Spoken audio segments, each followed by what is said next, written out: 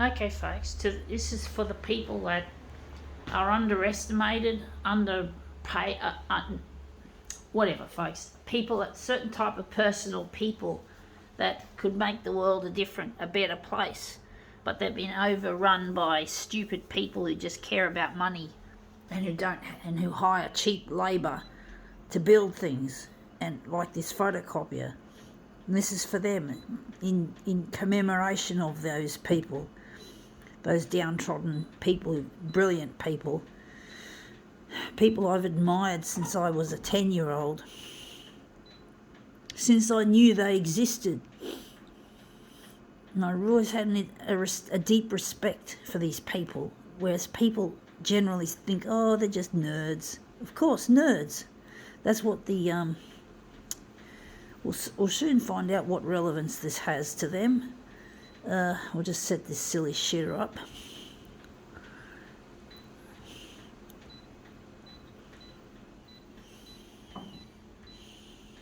Nerds and geeks, indeed.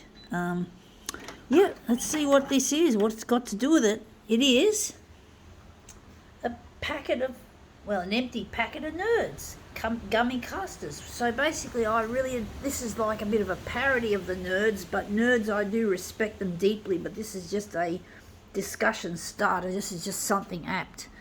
And basically, most of the time, nerds don't have any influence over how things work, even though they're the experts and the creators of technology and innovation. And unfortunately, they don't seem to get much input, like Apple, onto Tim Cook. Tim Cook is just a money fucker. He's not a nerd or a geek. And there's lots of nerds and geeks on the outside of Apple who I believe could make Apple a whole lot nicer and better value for money for the consumer, instead of being a money fucking rort that Tim Cook has created. And incidentally, Tim Cook is on his way out. I did watch on a YouTube video recently. I didn't know that. I thought he was going to be in here indefinitely, but basically now I see he's now moving out. He's leaving Apple. I don't know why, but they'll probably put some other fuckwit in the chair. I wouldn't be surprised. But basically, yeah, a lot of nerds and geeks tend to be more like, these days, tend to be fanboys and fangirls of tech companies, rather than being people who actually make a difference in the tech industry, which is really a waste of talent. And the photocopier industry is a good example. Like, when you look at the features here, they might look a bit different from the previous models, but believe you me, that they're all the same buttons, the same features, except for the ones that have had features removed. But you don't get any new features or anything exciting on a photocopier anymore. And the industry you could say the industry is stagnated.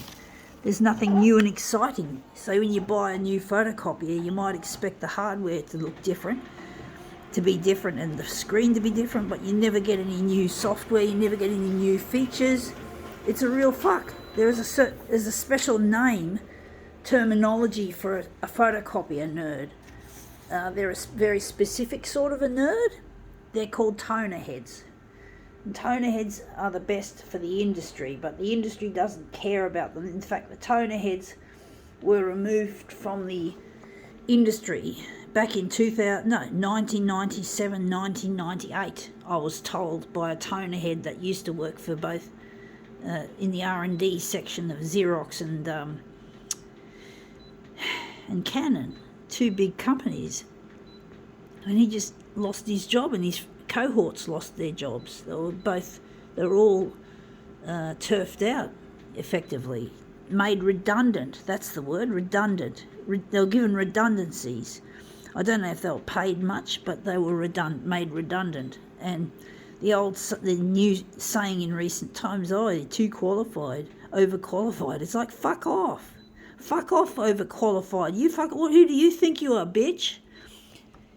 Fuck you, bitches. I don't understand why they're like that. Why they have such disrespect for the toner heads. Why do they have such disrespect for the toner heads, folks? Why does the industry hate innovation. Why?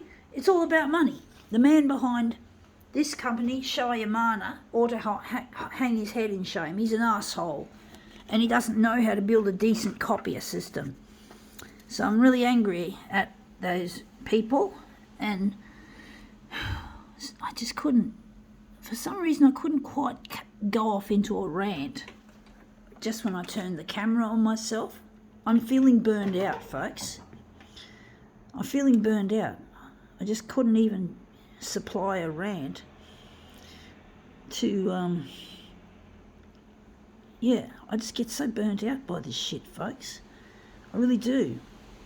I really feel like the world has turned against those people who want to make a difference. The nerds and the geeks are always fanboys and fangirls of companies like photocopier industry, the phone industry, the computer industry, or the tech industry in general, and they just gawk and ooh and ah over the technology, and they talk about it and show it off and unboxing on YouTube, and there's no fucking input from them in the actual design of the product. And these people have lost the fight.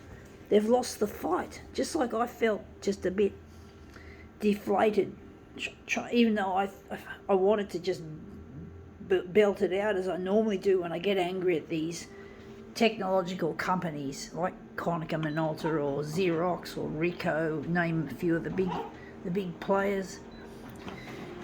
I've just been doing these videos, it seems like, for too long, and I just really I'm trying to get on the 6 o'clock news, I'm trying to get on Channel 9, and because this stuff has got to go viral, I'm trying to get in touch with my lost partner Luigi, and I want to make the photocopier industry an industry that is fair and good for the planet, good for the human race, using more recycled materials instead of mined materials. So recycle as much as you can and make this hardware last 60 years, not 5 years. Supply spare parts for more than that time. I'm actually going to change this. So, I really do feel, how shall I put it? I just feel like the industry's just gone stale. It's just so fucking stupid, the industry. I don't know if I'm going to do that. I'm just going to leave out the negative, positive. So yeah, I really, and you got to use artificial intelligence in the photocopiers as well, so that you can have more features and more versatility, but still retain ease of use, because the AI will take over unless you want to manually override it. The machines of the future have also got to be customizable, so that if you want certain features, you only pay for them. You might have to pay for like just some basic features like enlargements and reductions, but everything else could be just purchased as software and put on the machine, and you can choose. And these apps maybe will be like, will basically make the photocopier, how should I put it? They'll be cheap. They won't cost too much. You only have to pay a little bit. And I really want to make the world a happier place and get rid of the e-waste. You mine the e-waste dumps of the world, like in China and India. Use those recycled materials to build our kit, our machinery. So there's a lot of improvement that nerds and geeks, especially toner heads in this case, can make. And that's come up looking quite a treat. I think we can now call this demo quits.